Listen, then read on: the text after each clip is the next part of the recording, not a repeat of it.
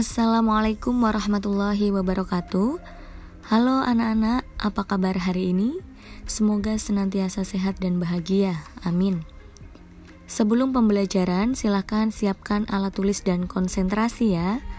Jangan lupa berdoa supaya ilmu yang kita dapatkan bermanfaat. Pada kesempatan ini, kita akan melanjutkan materi cerita rakyat atau hikayat.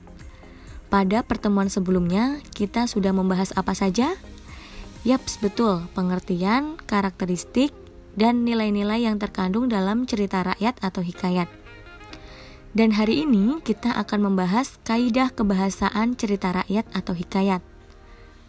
Kaidah bahasa yang dominan dalam cerita rakyat adalah penggunaan gaya bahasa atau majas dan penggunaan konjungsi yang menyatakan urutan waktu dan urutan kejadian.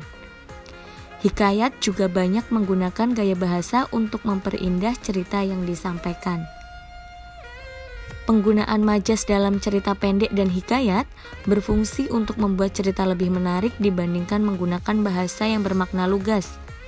Ada berbagai jenis majas yang digunakan baik dalam cerpen dan juga hikayat.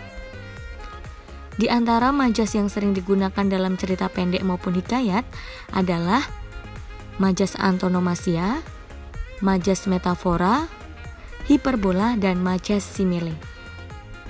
4 itulah majas yang sering digunakan dalam cerita rakyat atau hikayat. Nah, apa itu majas antonomasia? Majas antonomasia merupakan sebuah bentuk khusus dari sinekdok yang berwujud penggunaan sebuah epiteta untuk menggantikan nama diri atau gelar resmi atau jabatan untuk menggantikan nama diri. Contohnya, Yang Mulia tak dapat menghadiri pertemuan ini. Pangeran yang meresmikan pembukaan seminar itu. Yang kedua, majas metafora. Majas metafora adalah semacam analogi yang membandingkan dua hal secara langsung, tetapi dalam bentuk yang singkat. Contohnya, pemuda adalah bunga bangsa, orang itu adalah buaya darat. Nah, itulah contoh dari majas metafora. Yang ketiga yaitu ada majas hiperbola. Majas hiperbola semacam gaya bahasa yang mengandung suatu pernyataan yang berlebihan dengan membesar-besarkan sesuatu hal. Contohnya, prajurit itu masih terus berjuang dan sama sekali tidak tahu bahwa ia sudah mati. Yang terakhir yaitu majas simile atau persamaan. Majas simile adalah perbandingan yang bersifat eksplisit.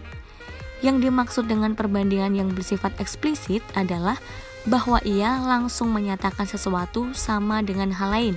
Untuk itu, ia memerlukan upaya yang secara eksplisit menunjukkan kesamaan itu, yaitu kata-kata seperti, sama, bagaikan, laksana, dan sebagainya. Contoh kalimatnya ialah, kikirnya seperti kepiting batu. Kemudian, bibirnya seperti delima merekah. Nah, itulah kaidah kebahasaan dari cerita rakyat atau hikayat.